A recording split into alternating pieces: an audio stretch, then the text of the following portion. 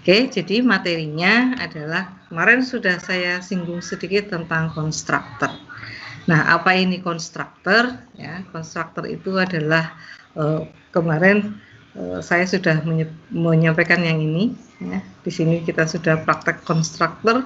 Jadi namanya persis dengan nama kelas, bentuknya mirip dengan metode, tetapi tidak ada return type dan return statement. Dipanggil secara otomatis ketika kita membuat sebuah objek dengan operator new. Ini contohnya nih. Ya, kita punya konstruktor sama persis dengan nama kelasnya. Nah, kemudian di sini ini parameter ini boleh diisi, boleh tidak. Nah, kebetulan ini saya tidak ada isinya, parameternya kosong. Itu, nah, ketika kita membuat objek dengan new, ini otomatis konstruktor itu akan tereksekusi dan biasanya atau terpanggil. Nah, biasanya itu urut dari yang teratas. Jadi, emang ini kok kayak pas banget gitu ya. Konsep turunan dari PBO dengan kita sebagai manusia kok ya dilalah pas itu ya. Saya buat kakeknya dulu, kemudian baru bapak, anak, ya. Ternyata dipanggilnya urut dari yang teratas, kakek, bapak, dan anak. Itu ya, kemarin seperti ini hasilnya, gitu ya. Nah, kemudian di sini ada default dan ada yang non default. Nah, yang default itu adalah yang tidak mempunyai parameter. Nah, contohnya ini tidak mempunyai parameter, sehingga ini disebut sebagai konstruktor default. Gitu. Apabila sebuah kelas memilikinya, maka kita bisa membuat objek dari kelas tersebut dengan cara default. Cara default membuat objeknya seperti ini. Oke, nama kelasnya, kemudian objeknya sebagai contoh kemarin saya tulis Ivan di sini sama dengan new nama kelasnya. Seperti itu. Nah, untuk yang non default ini akan kita bahas hari ini, yaitu konstruktor yang membutuhkan parameter. Apabila sebuah kelas hanya memiliki ini saja tanpa ada yang default, maka kita tidak bisa membuat objek secara default. Di dalam sebuah kelas kita boleh memiliki banyak konstruktor. Nah, ini contohnya juga kita punya banyak konstruktor. Ini ada 3. Ya. Nah, di dalam kelas kita boleh memiliki banyak konstruktor. Semakin banyak konstruktor di dalam sebuah kelas, maka semakin banyak pula variasi cara kita membuat objek dari kelas tersebut. Konstruktor digunakan untuk mengisi nilai field atau inisialisasi field secara dynamic. Jadi apa ya namanya? Ini nanti kita lihat ya, maksudnya apa ini ya. Secara dynamic atau lebih fleksibel ketika objek dibuat. Gitu ya, dengan adanya konstruktor kita bisa membuat objek yang lebih fleksibel atau lebih luas. Nah, ini maksudnya bagaimana? Ayo mari kita perhatikan ya, ini yang ini. Oke, ya. Kita coba buat di sini. Jadi kita akan buat kita kasih kelas apa ini kira-kira supaya kalian mudah mengingat. Apa anak-anak? Mau diberi kelas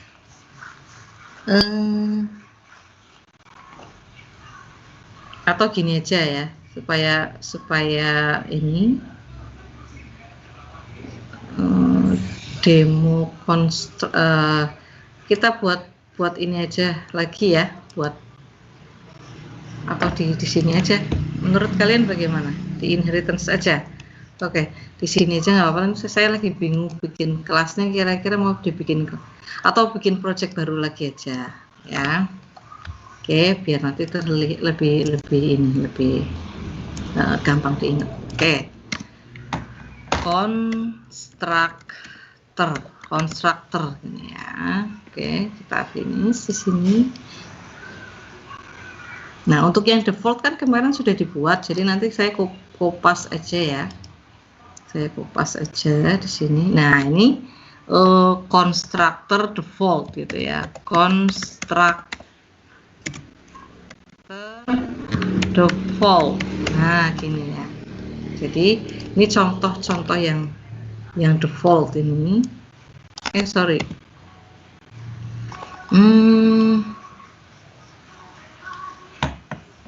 Ini berarti nanti jadi nggak kakek ya. Yaudah, nggak apa-apa, ini dihapus saja ya. Yang kakek kemarin itu kita copy paste ke sini. Nah, ini harus di sini. Oke. Maksudnya biar kita nggak perlu. Oke, ini di sorry, salah Ctrl A. Oke, ini di copy, kemudian di kelas constructor kita buat kelas namanya adalah kakek. Ini konstruktor yang default. Nah, ini yang kedua adalah konstruktor yang non default. Nah, ini saya beri contoh bukan menggunakan kakek lagi, tapi misalkan saya kasih nama, ini saya sudah mencoba membuat catatannya ya, karena udah hilang. Ternyata yang ini sudah hilang, jadi saya buat lagi ini catatannya. Tak cari-cari di sini nggak ada. Oke, sepeda motor di sini. Nah, kita coba yang non default. Nah, di sini di kelas sepeda motor ini saya mengidentifikasi field ya, tapi tidak saya beri nilai. Saya biarkan supaya nanti kita bisa beri nilai pada saat kita membuat konstruktor. Oke, saya punya 3 field ya. Kemudian saya membuat konstruktor, berarti kan konstruktornya namanya sepeda motor gitu ya, karena dia harus sama dengan nama kelasnya. Oke, saya beri tipe data string. Nah, kemudian ini parameternya karena ini bukan default, maka saya kasih argumen ya. Argumen itu adalah field pada suatu parameter. Nah, ini kan parameter yang ada di dalam kurung ini. Misalnya saya punya variabel A atau argumen A, ya. Ada yang bilang argumen, ada yang bilang variabel parameter kayak gitu ya. Nah, kemudian ini apa namanya ya? Kenapa saya tetap menuliskan tipe data pada masing-masing argumen? Ini kan ada argumen A, argumen B, argumen C. Ini pernah saya iseng tak buang seperti ini, ternyata nggak boleh. Oh, seperti ini nggak boleh, jadi tetap harus ditulis.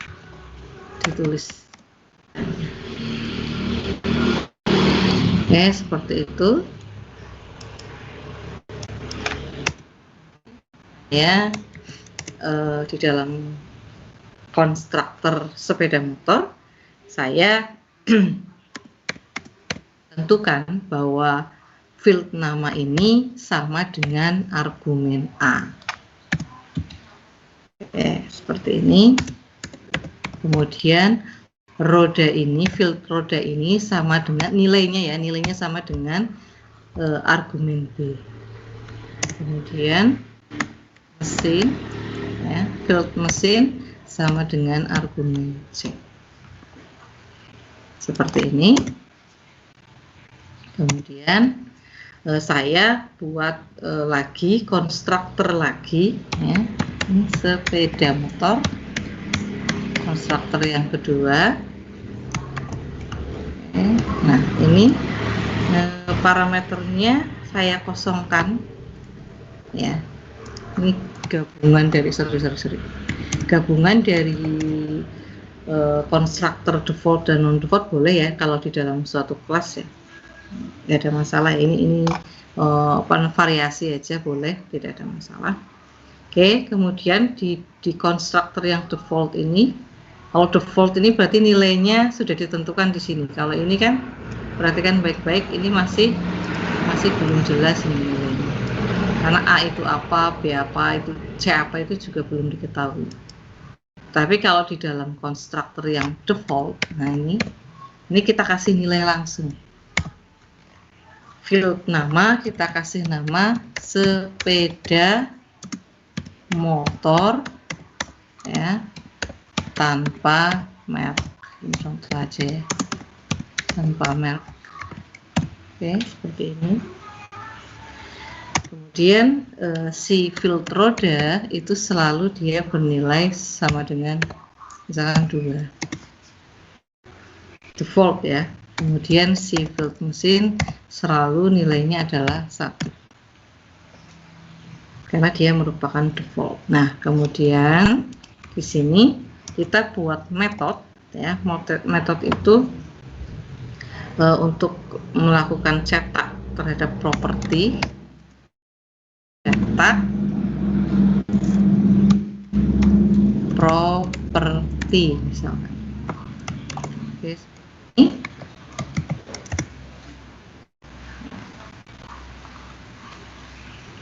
kemudian kita buat kode untuk menampilkan teks ya, menampilkan teks misalkan namanya gitu ya, sorry sebentar.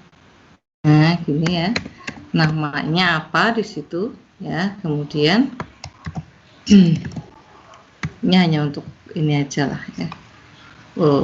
Istilahnya tuh biar apa ya, nggak langsung nama gitu muncul di saat di outputnya gitu ya. Oke, kemudian system.out.println, sorry ada yang aneh, kurang i, println, kemudian system.out.println, kemudian jumlah roda,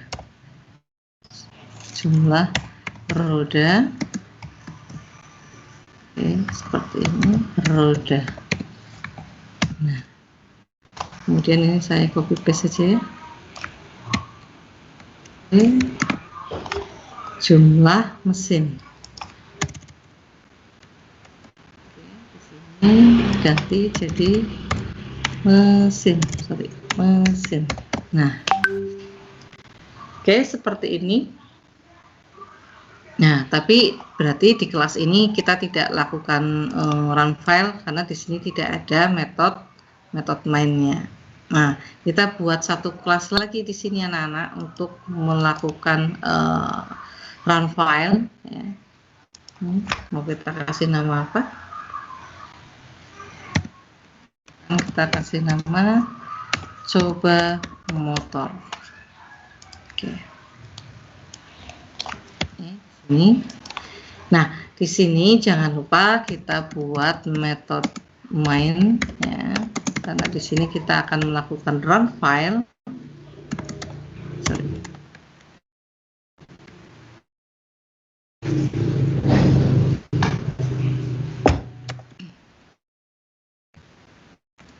Kalau kalian biasa ngoding gitu ya, pelan-pelan itu nanti hafal dengan sendiri. Hafal itu biasanya karena biasa gitu ya. Oke, misalkan di sini, oh ya, ini melihat teorinya di sini ya bahwa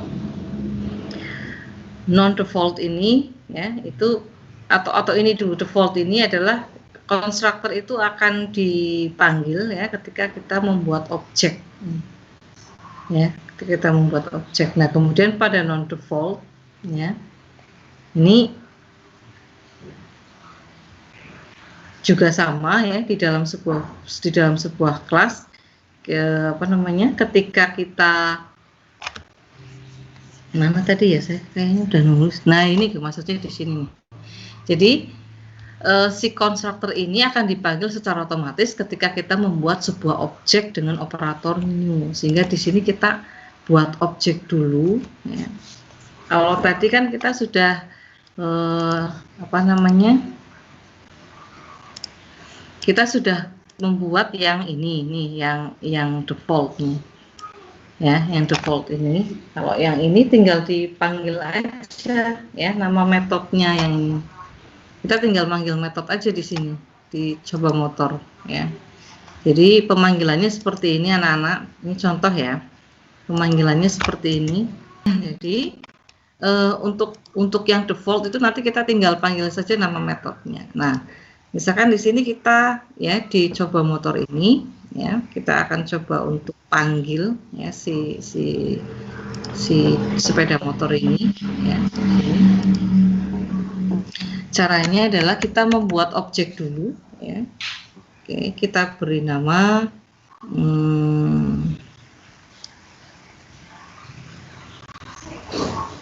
Vario gitu ya. Kemudian dia merupakan objek dari kelas sepeda motor gitu ya. Dari kelas sepeda motor ini ya. New sepeda motor. Ya, motor. Oke. Nah, kemudian ya di sini saya akan mengisikan nama ya, mengisikan nama di sini, mengisikan nama untuk yang ini dulu ya, yang non default ini saya kasih namanya itu misalkan adalah Honda Vario.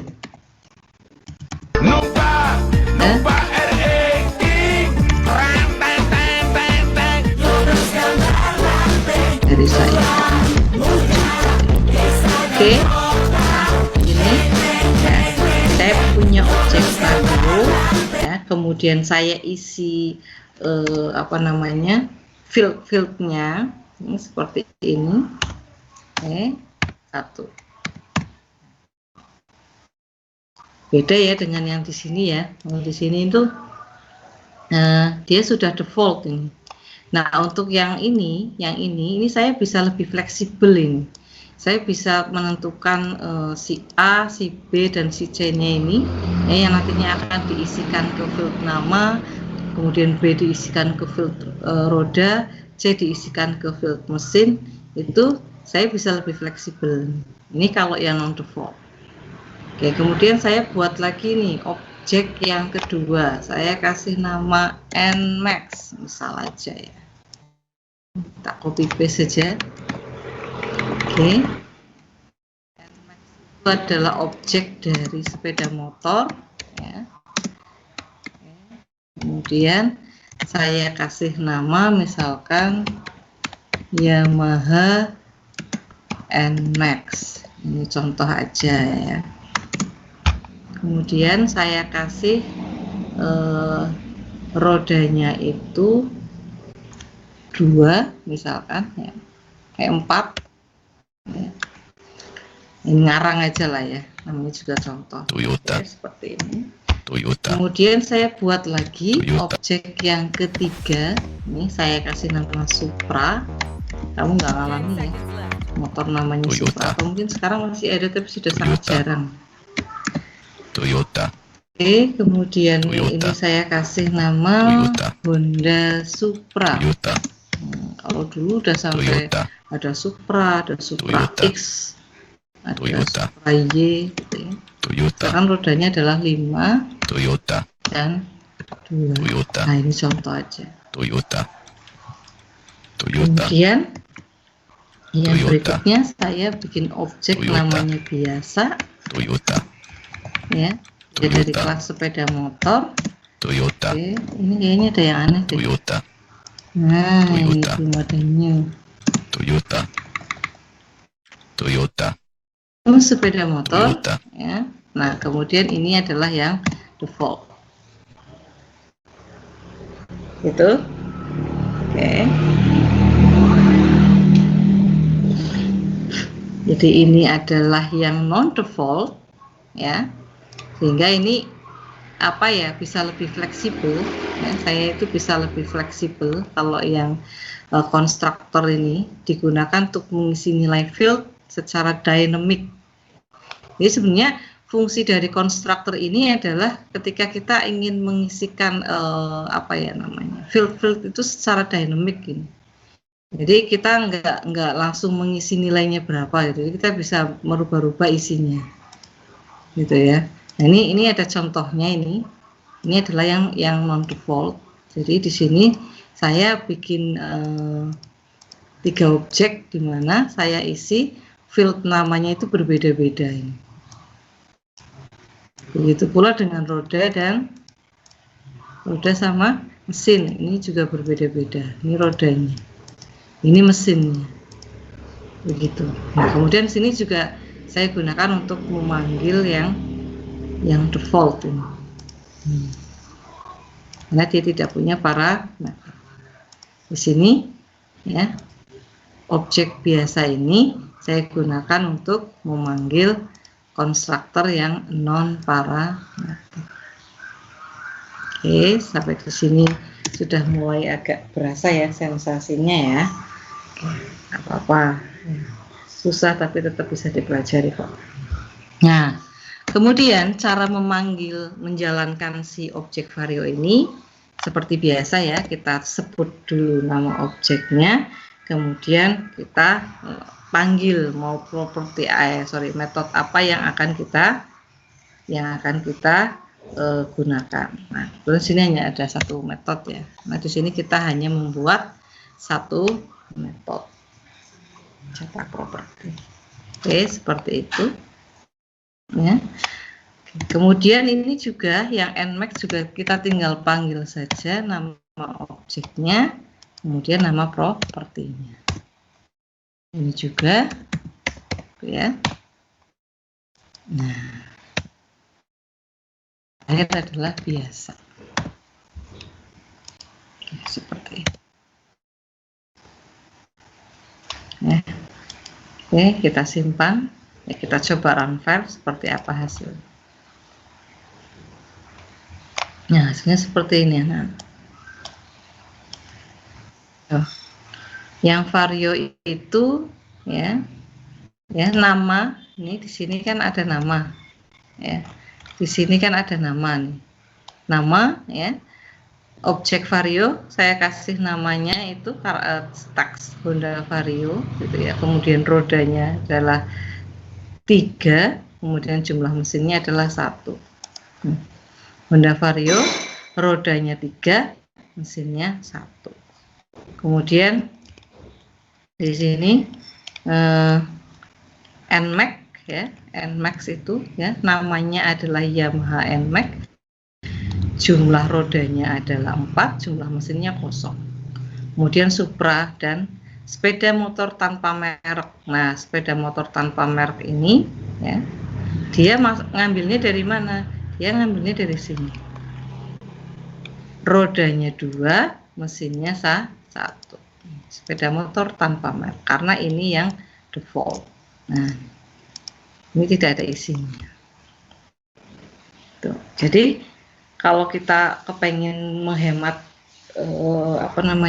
menghemat source code ya, jadi di sininya kita buat yang fleksibel aja atau non default ya, sehingga nanti ini bisa kita rubah-rubah saja ya. Lagi ini bisa kita rubah-rubah isinya, ini nilainya bisa dirubah-rubah ya. Terserah di sini kalian mau bikin berapa objek gitu ya, mau bikin 10, 15, 20 jenis sepeda motor gitu dengan berbagai macam field gitu ya, atau properti silahkan gitu. Jadi nanti kalian tentukannya di sini ya. Di sininya hanya seperti ini saja gitu ya. Jadi ini tidak usah dibuat gitu ya. Misalkan ini nggak usah dibuat gitu. Ini misal aja. Tuh. Nah, ini nggak usah dibuat, kita buatnya yang ini aja. Otomatis di sini ya ini dinonaktifkan juga. Nah, seperti ini. Ini juga. Oke. Jadi kalau seperti ini ya, seperti ini. Ini namanya konstruktor yang non default.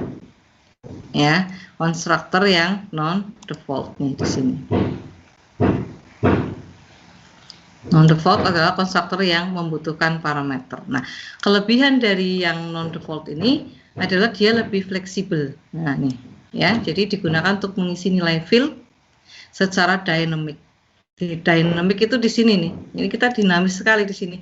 Kita mau bikin, ini kan hanya ada 3 objek ya. Kita mau bikin 15, 10, 20 terserah gitu ya.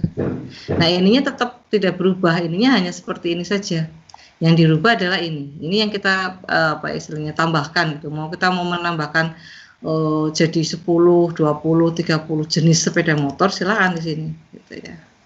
Nah, ya, ini yang konstruktor non-default. Jadi dia lebih enak digunakan karena dengan adanya konstruktor ini, maka kita bisa membuat objek lebih fleksibel. Karena dia juga dinamis. Dipanggilnya ketika objeknya dibuat. Nih, ketika kita membuat objek baru dengan kata new, maka kita bisa langsung panggil dia. Itu juga, ini juga seperti ini, kita bisa langsung panggil seperti itu ya. Nah, kalau ini tadi adalah gabungan dari yang non default. Oke, sampai di sini barangkali akan saya screenshot ya, nanti saja nggak apa-apa setelah selesai kegiatan pembelajaran, nanti saya screenshot.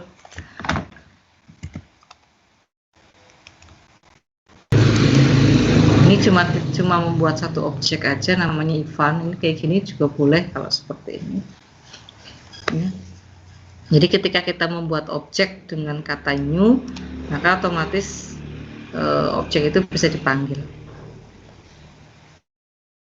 Nah, karena ini merupakan inheritance apa ya kemarin ya, ini. Oke, ini jadi inheritance.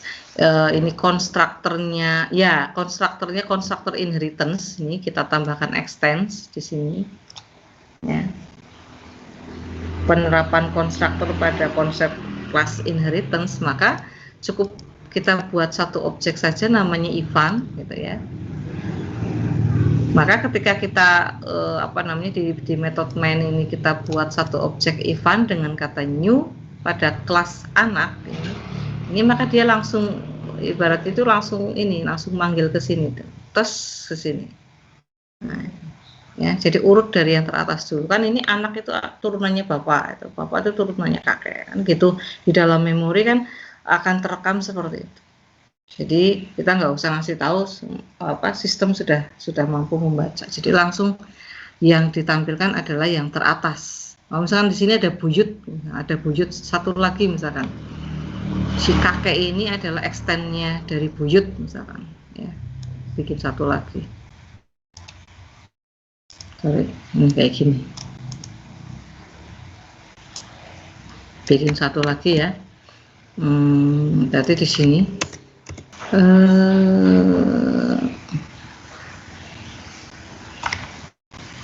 nanti dirubah misalkan berarti ini adalah kakek kan. Nah, ini kakek dibuat. Nah, seperti ini ya. Oke, nah simpan dulu, kita rubah dulu ya. Cara merubah kelas yang sudah terlanjur dikasih nama bisa dipilih klik kanan kelasnya, kemudian refactor ya. Kemudian rename. Ini di sini kita rubah jadi buyut dari vektor ya, seperti ini.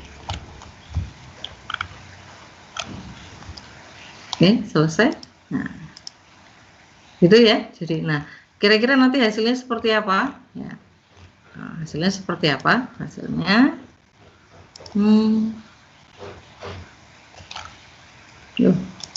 bentar. Kakek extends buyut, kelas buyut. Cek buyut. Ini buyut ya. Kenapa nggak muncul? Buyut. Oh, ini. Udah padahal ya. Yang keliru di mana? Oh iya. Siapa yang jawab? Yang jawab siapa tadi? Ivan. Siapa? Jahian. Oke, Jahian berarti sudah masuk juga logikanya ya. Nah, alhamdulillah lumayan nih, saya sudah tahu 2 anak. Bukan kalau kalian berani ngomong kan jadinya saya tahu, oh ini yang memang sudah paham, ini yang masih mungkin mikir-mikir lagi gitu kan. Jadi saya sudah mengetahui bahwa Ivan, Jayan ini udah mulai memahami ya dari apa yang saya sampaikan. Ya memang semuanya harus pelan-pelan tetapi paling tidak jadi tahu gurunya gitu ya. Yang lainnya masih malu-malu nggak apa-apa. Nanti pertemuan yang berikutnya. Oke, seperti itu ya. Ini contoh konstruktor yang default. Nah, yang ini adalah contoh dari konstruktor non default. Jadi kita nggak usah ngisi di sini. Jadi cukup kita buat parameter saja di sini. Ya, kita tentukan tipe datanya dan ingat baik-baik ini tetap harus diketik walaupun tipe datanya sama ini. Ya, harus tetap ditulis karena kalau ini tidak ditulis, nah seperti ini akan error. Tuh, ya. Cannot find symbol expert. Ini kadang-kadang juga saya nggak bisa menerjemahkan secara detail berarti, oh berarti ini tipe data ini kemungkinan. Nah, ternyata benar. Nah, seperti itu. Nah, kemudian kita buat metode, misalkan di sini ada metode, ini adalah print learn nama, print learn roda, print learn mesin. Nah, kemudian di kelas lain yang ada metode mainnya, nah di sini tinggal diisi aja nilai-nilainya gitu. Jadi tadi si nama itu apa isinya, roda itu apa. Kan ini nanti nama sampai dengan A. Kan ini yang diproses sini dulu nih. Ini kan? Nih. Kan ini diproses. Nah, memanggil si kelas sepeda motor. Nah, masuk ke sini kan, oh ini sepeda motor A nilainya berapa, B nilainya berapa, C nilainya berapa, seperti itu urut-urutannya. Jadi ini di apa panggil dari sini nih. Oh, nama itu adalah Honda Vario. Kemudian roda itu 3.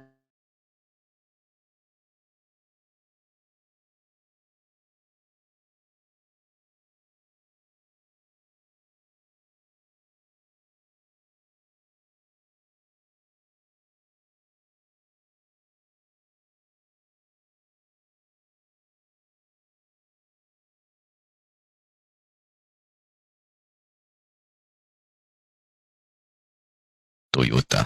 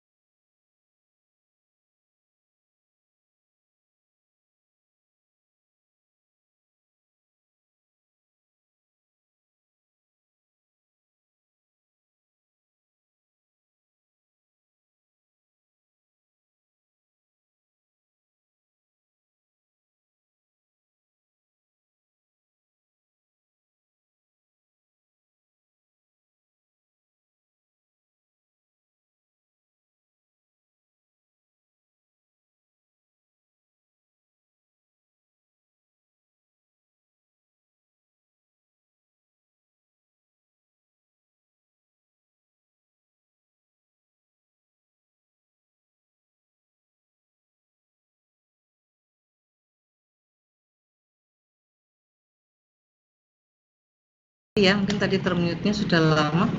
Jadi this ini ya, ini di sini kan ada keterangannya ya.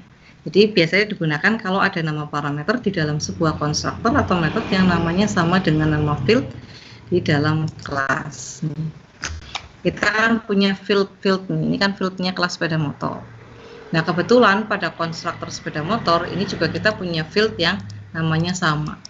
Nah untuk bisa membedakan, tadinya kan seperti ini, ya, seperti ini, seperti sama kan. Nah kalau cuma sedikit kode programnya sih nggak ada masalah ya, tapi kalau misalkan banyak gitu kan, panjang gitu kan, agak pusing gitu ya, biar bisa mengacu kemana gitu kan, bahwa oh ini miliknya siapa, ini miliknya siapa. Kita bisa menggunakan kata this ya, nama. Nah ini adalah miliknya field class. Nah kemudian kasih kata this titik roda. Oh berarti ini adalah field miliknya kelas sepeda motor. Kemudian ini